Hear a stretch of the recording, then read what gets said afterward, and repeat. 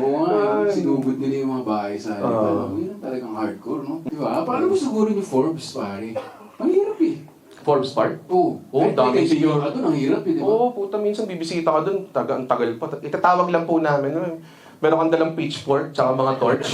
Oo. Sino pong bibisitahin nyo dito? Si Mr. Ano po? Opo, tatawag lang po namin. May ano dito? Kilusang Mayo 1. Nandito.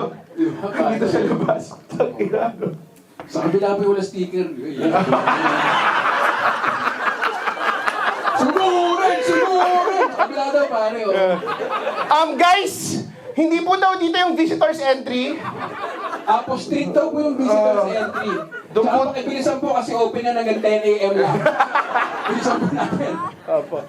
Sa may purple oven po. Opo. Doon po yung entrance.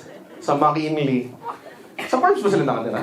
Ay, sure. Di ba? Saan ba nakatira? Parang di natin kaya yun. Puta, kailangan ng RFID doon eh. Hindi Oo, pwede, diba? hindi pwedeng umubra yung... Siguro naman Forbes, di ba?